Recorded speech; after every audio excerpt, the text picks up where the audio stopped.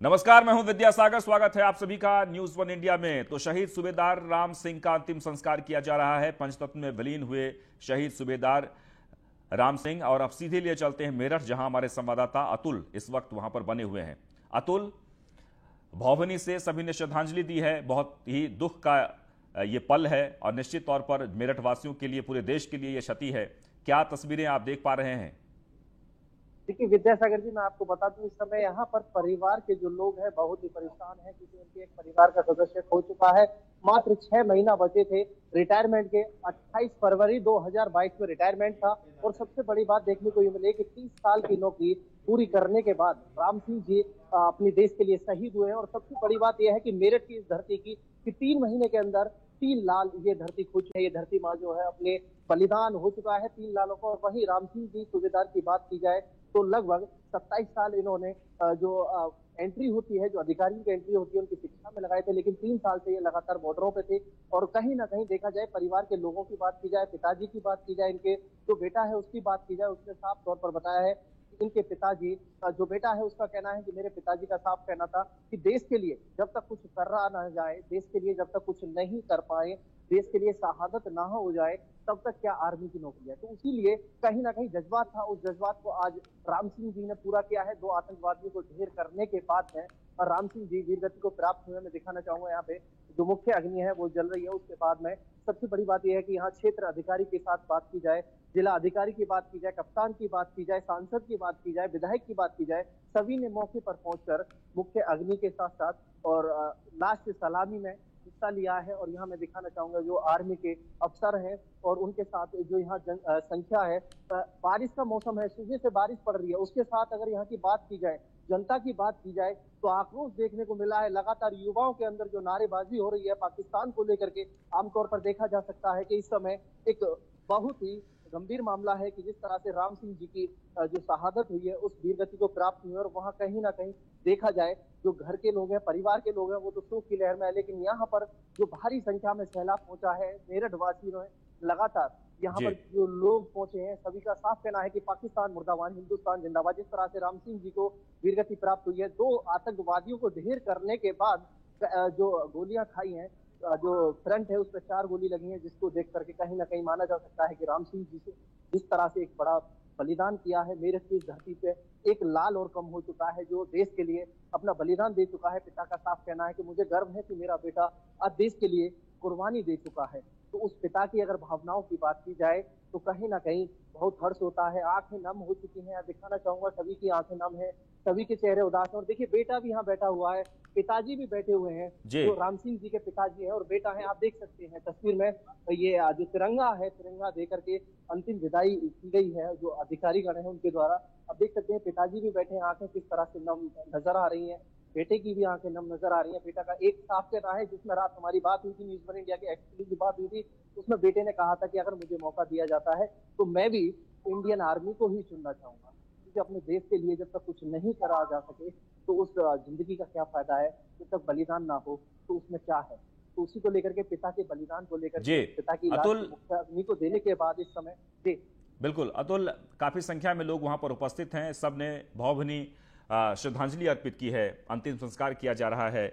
और सबसे गर्व की बात यह है कि मेरठ के सूबेदार, जिन्होंने अपने मुंह से ये बात बार बार कहते थे कि देश के लिए अगर कुर्बान ना हो तो आर्मी का कोई मतलब नहीं होता, और उनकी ये कुर्बानी हुई है, ये उनके लिए ही, सिर्फ मेरठ के लिए नहीं बल्कि पूरे देश के लिए गर्व की बात है।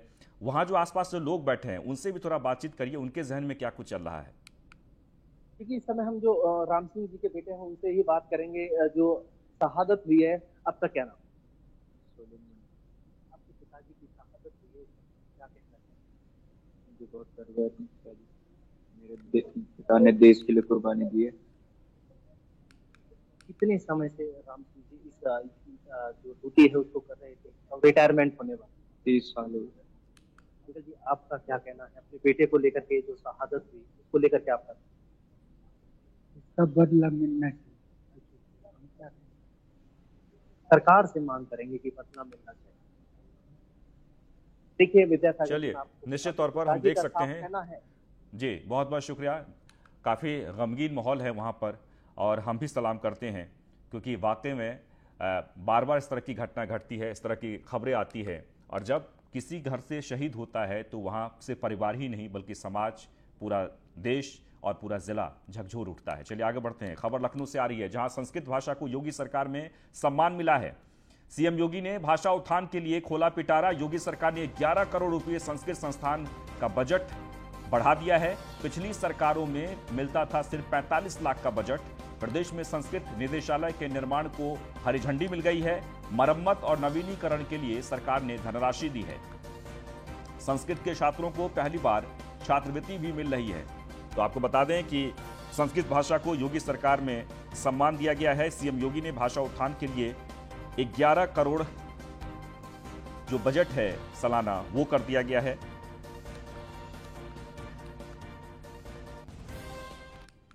आगे बढ़ते हैं। अजय भट्ट ने की न्यूज वन इंडिया से खास बातचीत कि केंद्रीय रक्षा मंत्री अजय भट्ट ने जेपी नड्डा की बैठक भविष्य में चुनाव को लेकर बेहद अहम है और इस बैठक पर उन्होंने क्या कुछ कहा है, आइए सुनाते हैं।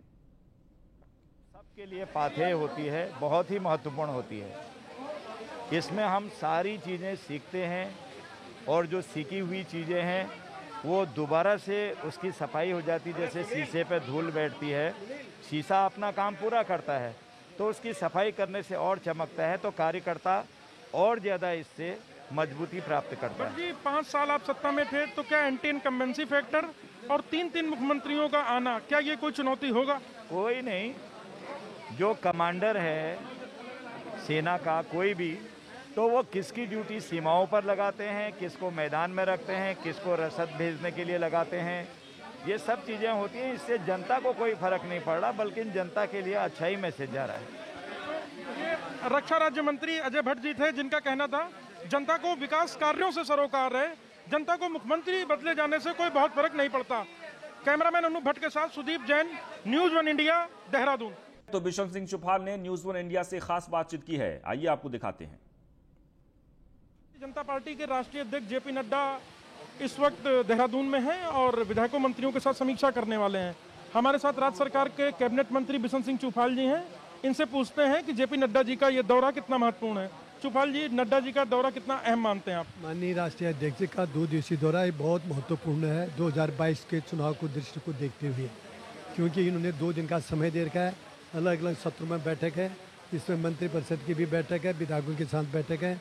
जो 4.5 साल में सरकार ने जो काम किए उन योजनाओं का सरकार ने जनता तक पहुंचाने का जो काम किया, और जब केंद्र पोषित जो जितनी भी योजनाएं हैं, लोक जन कल्याणकारी योजना, उन योजनाओं को भी जनता तक संगठन और सरकार के माध्यम से पहुंचाने का काम संगठन सरकार ने किया। इन सारे विषयों को लेकर आज की जो हमारी मंत्रिपरिषद की जो बैठक है और जो विधायकों की जो बैठक है उसमें चर्चा होगी। बिशन सिंह चुफाल जी जो राज्य सरकार में वरिष्ठ कैबिनेट मंत्री हैं, इनका कहना है कि मुख्यमंत्री भले ही 3 बदले हों पर विकास कार्य इतने अधिक हैं कि भारतीय जनता पार्टी की जीत की राह को कोई रोक नहीं सकता। कैमरामैन अनूप भट्ट के साथ Sudeep Jain, News One India, Dehradun. वह धन सिंह रावत ने भी न्यूज वन इंडिया से खास बातचीत की है। उत्तराखंड के कैबिनेट मंत्री धन सिंह रावत ने खास बातचीत की। जेपी नड्डा के दौरे से उत्साहित हैं धन सिंह रावत। 2/3 बहुमत से बीजेपी सरकार बनने का वो दावा कर रहे हैं। क्या कुछ उन्होंने कहा है, सुनिए। राज्य के कैबिनेट मंत्री धन सिंह रावत जी जो कि स्वास्थ्य मंत्री भी हैं, प्रतिभाग कर रहे हैं, इनसे बातचीत करेंगे। सर, ये कितनी महत्वपूर्ण बैठक है और 3 मुख्यमंत्री बदले जाना, एंटी इनकम्बेंसी, क्या ये कोई राज्य में फैक्टर होंगे या नहीं? देखिए, इस समय लोगों ने मन बना दिया है कि भाजपा को फिर लाना है। मोदी जी ने जितना काम राज्य में किया है, जितना काम देश की जनता के लिए किया है, हमारी सरकार ने जितना काम किया है, मैं कह सकता हूं कि लोगों का पूरा मूड बन गया है कि भारतीय जनता पार्टी की फिर सरकार बनानी। आप पार्टी केजरीवाल क्या कोई चुनौती है कर्नल कोठियाल? देखिए, जब मैंने कह दिया कि 2/3 बहुमत से हमारी सरकार आ रही है तो अब और पार्टियां आती रहेंगी, अपना काम करेंगे। तो ये कैबिनेट मंत्री धन सिंह रावत हैं जो अति उत्साह और अति विश्वास में है कि 2/3 बहुमत भारतीय जनता पार्टी के पक्ष में होगा। कैमरामैन अनूप भट्ट के साथ Sudeep Jain, News One India, Dehradun. में राज्य के कैबिनेट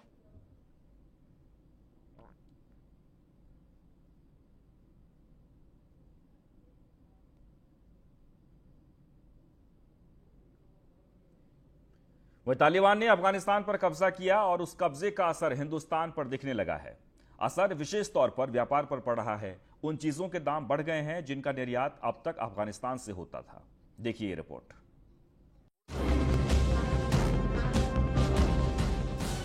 अफगानिस्तान पर शुरू हुए तालिबान राज का असर हिंदुस्तान के व्यापार पर पड़ने लगा है और अनुमान है कि आने वाले दिनों में इसका असर सीधा आपकी जेब पर पड़ेगा।